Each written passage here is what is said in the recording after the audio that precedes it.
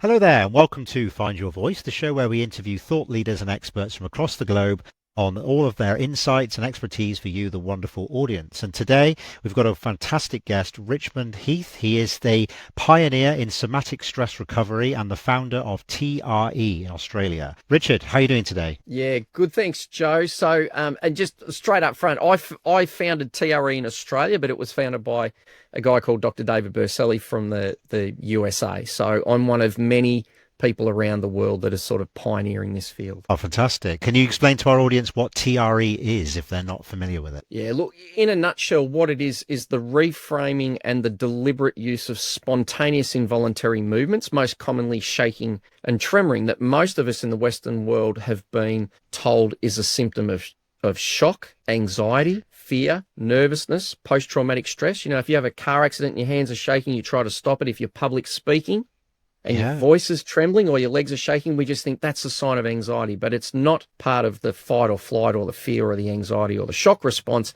It's how the body regulates itself. It's a homeostatic reflex, a way of the body naturally, organically getting itself back to a calm, relaxed state. So in TRE, we just teach people how to deliberately access this so then they can use it on their own for free for the rest of their life. Wow. Okay, that's interesting. So how does that kind of work? Because I don't, hopefully neither of us, I'm not shaking at the moment for any anxiety, and hopefully you're not. But obviously this, even having an interaction like this, like an interview, or like you said, going on stage, doing a presentation to your peers in a big business boardroom, what can happen when they start shaking? How can that be reduced by learning some of your techniques before they actually decide to do something? Yeah, so the thing is, whenever we have too much energy or charge running through our system, the body's going to try and get us back to a homeostatic state.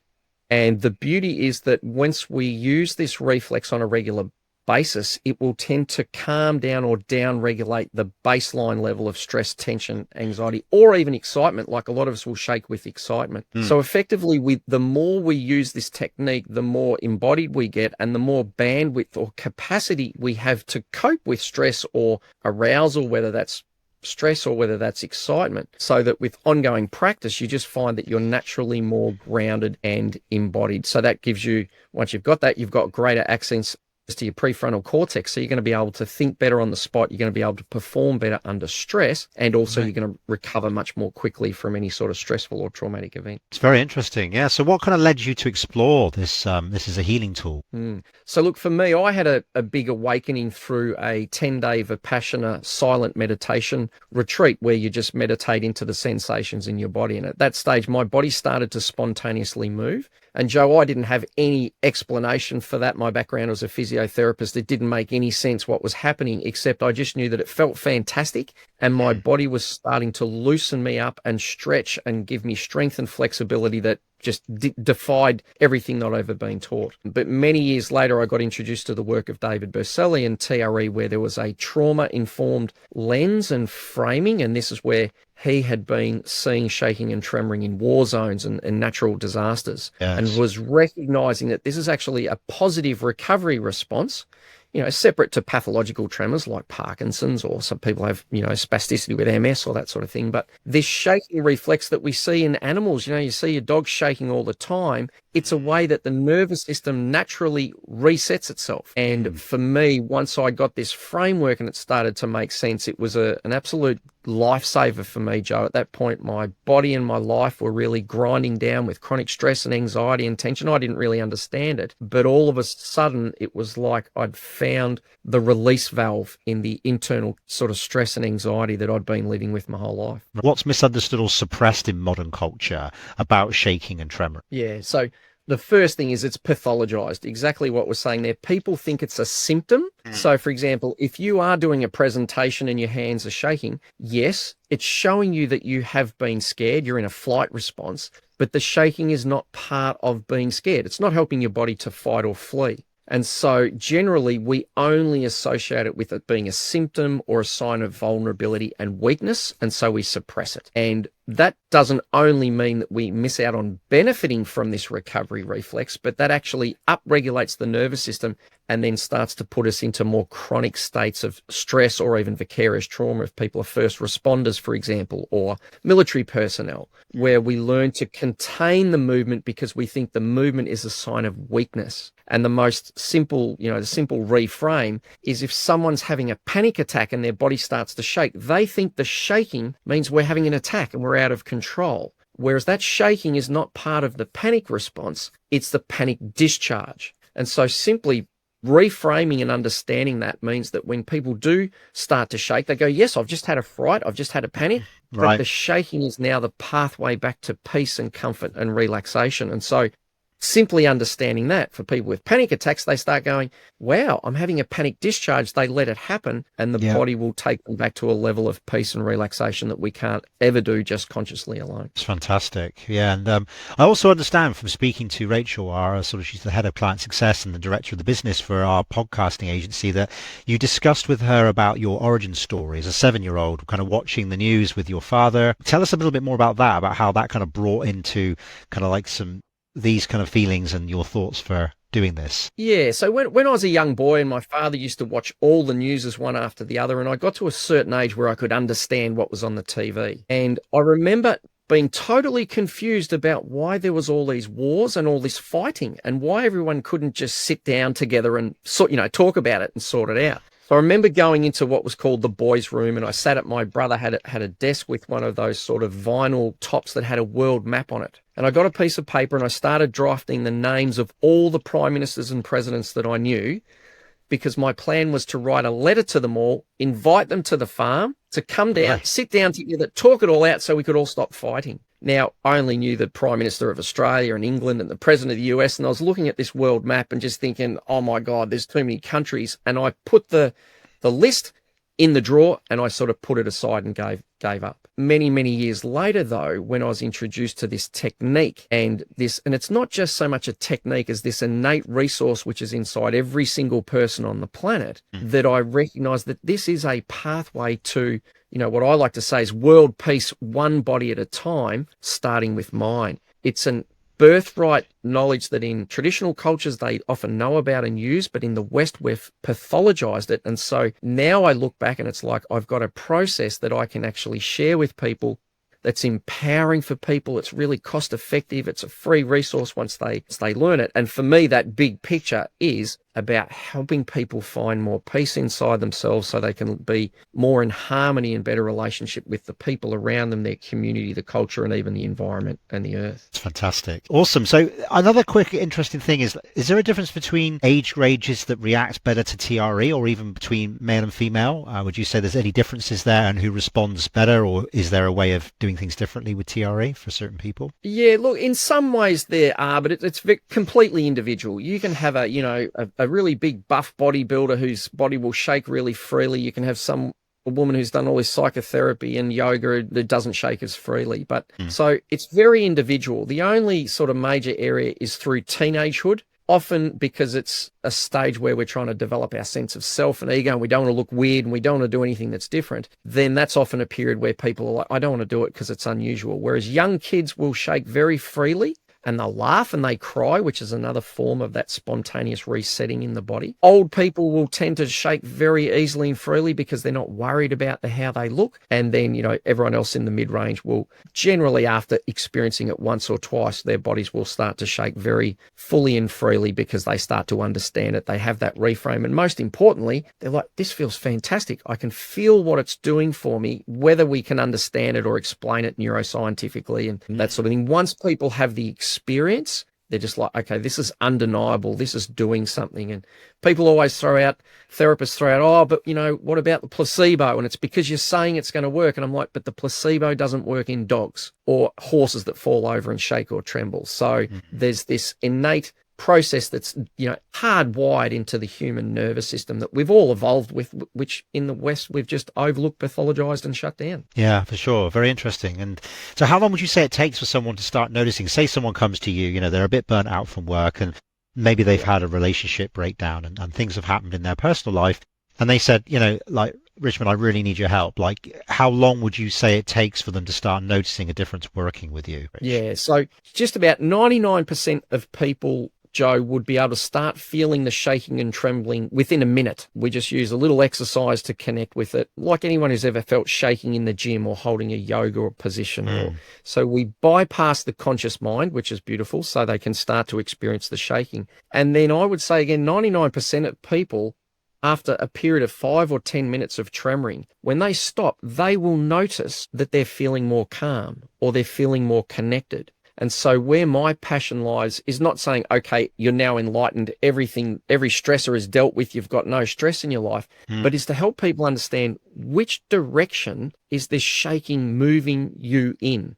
And so people, when they get that, they're like, right, this is helping me get more calm. I'm getting more connected to my body. I'm coming more alive, becoming more creative. When people notice that, then it's up to the organism to unwind the stress and tension and sort of bring us back online in its own time. Because if it was a conscious choice, we'd all just say to people, let go of all your stress, be happy. Yeah, of but course. We're limited by what the nervous system, for want of a better term, can determine. So the key thing is not, oh, did I do 3 sessions and now everything's fixed? But it's recognizing that inside every person's body is this reflex, which is going to help me move towards more peace and sovereignty and well-being every single time that I use it. And it doesn't replace everything else we're doing. It doesn't replace relationals or therapy or talk therapy or everything else, but it is a missing link in developing sort of physiological maturity and growing safety and strength and stability and resilience in our nervous system. That's fantastic. And talking about triggering people, like you say about, getting people to kind of react when they first start working with you to have this to happen. So what practices do you do? Is there ancient kind of practices that you use to get people to their bodies start tremoring? So, I mean, there's lots of different ways of coming into the tremoring, but all we use is simply holding the legs up against gravity. So you're lying on your back in a butterfly position, like a yoga position. You lift your knees up, and once you're aware that when you're holding your legs up against gravity, just the knees, the muscles are already vibrating. The muscle fibers, Joe, they're not, even if I'm holding my arms straight and they're not moving, the muscle fibers are actually contracting and relaxing super fast. So we're already shaking. And simply by framing that and welcoming that, then all we need to do is relax. And once people have learnt how to do this process, the vast majority of people will literally be able to be lying down or sitting or standing and simply just let go, and their body will instantly start to shake and tremble. So it's like the ultimate biohacking reset for the system, and it gets easier to surrender to it the more you practice it. Very interesting. Do you think people who go to the gym, it should be part of their kind of like pre-workout routine or post-workout? If they go into the yoga stretch room, for example, or something, they can go on a mat and they can do this. Would that be a benefit to people in a exercise environment? Yeah, absolutely. So if people tremor before they do something like Pilates or yoga, they will down-regulate and change the tension patterns and the movement patterns. And so then when they go to do their conscious practice like Pilates or yoga, they're already going to be moving from a more organized baseline. At the end of a session, especially people doing weights or any sort of elite sports or, it's a high level intensity sports, and there's lots of elite, we've got AFL footballers, Olympic medalists in Australia and around the world who are using this technique. Generally, people will find that their recovery time and sort of training soreness is significantly reduced because the tremoring reflex instantly shifts the body into a parasympathetic recovery mode. So what that means is you're going to sleep more deeply, you're going to rest more fully, and it tends to complete the tear and repair cycle when people are trying to build up their strength, rather than like a lot of people use ice baths, which reduce pain, but they prevent the whole inflammation and repair cycle, so it can actually inhibit strength gains. Oh, wow. That's very interesting. Wonderful. So how do listeners get started with TRE if they're listening to this? And also, can you just explain what is TRE? It's an abbreviation, but what is the full term to people don't know? Yeah. So originally David Berceli called it trauma release exercises because he was seeing and using it in the concept of in the context of high level trauma. But when it came back to the Western world, people are saying, hey, I'm not I'm not in life or death trauma here. However, my neck tension's going away or my back pain's going away. So it started becoming called tension and trauma release exercises. Sometimes it's called stress tension, and I tend to just use it as an acronym, TRE. It just means this shaking thing in the way that people don't know what DNA stands for, but we kind of know what it is. So in terms of people who are wanting to reawaken this sort of organic sort of resource that we have, if there's someone who's thinking, I'm not sure about this, I'm a bit nervous, it's a bit weird, or I've got any major mental health or physical health conditions, or I've got some history of extreme trauma, then the best way to learn is to find a TRE provider. And they're in about 85 countries around the world, and you can find them at treglobal.com, or you can find a workshop. But during COVID, Joe, because we couldn't travel and work, I created the world's first online TRE course, and that's had 14,000 people go through it with not a single issue around safety or overwhelm. And the vast majority of people can learn that for the cost of less than a single session. They can learn all you need to know with some guided sessions so you can get started. And the key thing again is once you learn how to access this response, then you just let it sort of unwind you over time. And the online course that I built is just at trecourse.com, and I'm also about to release an advanced course which is going to have 12 guided sessions so people can really deepen and develop their practice and get even more benefits from it. That's fantastic. Yeah, and I can see on the website here as well, you've got 3 different tiers for payment. Very, very affordable. $55 to $95. Very fantastic. Yeah, I recommend anyone to kind of get stuck into that for sure. Wonderful. Richmond, where do we find out more about you? Have you got anywhere specific you'd like people to visit besides kind of trecourse.com? Yeah, look, to get in touch with me, you can find me at TRE Australia.com. So that's the easiest place. But again, my main focus is about getting people to connect with their own body, their own tremor mechanism, rather than coming to do lots of work with me. Having workshops, tremoring in a group environment can be really profound. I do lots of training with corporates and organizations. It's a fascinating sort of paradigm changing experience, but it gives people a real practical takeaway. And a bit like singing, Joe, it's one thing to tremor on your own, lying in bed at night, which makes it so accessible. And because it doesn't take mental focus or physical effort, when we're most stressed and fatigued and least likely to meditate or do exercise or go to the gym, it's still completely accessible. But when we then tremor together in groups, a bit like watching a murmuration of birds fly together, our nervous systems start to co-regulate and get into group flow states. So one of my favorite passion areas is working with teams, whether that's a corporate team or whether it's a sports team, where we start to get into these levels of group cohesion and flow, which are just something phenomenal beyond anything else we can do. Yeah. Fantastic. And also it's a good way to bond. And I imagine it's quite amusing for a lot of people as well. It's quite light-hearted to all be together, sort of shaking around and, in a work environment. I think that would be quite popular. And for sure, if it's got these benefits, which I believe it definitely has, it's a fantastic addition to the corporate world for sure. Richmond, this has been a wonderful interview. And thank you very much for sharing this interesting knowledge with everybody. I appreciate your time. Good on you. Thanks for having me, Joe. No worries. Take care, everyone, and let's tune in again next time. And thank you very much, Richmond. We'll speak soon. Take care.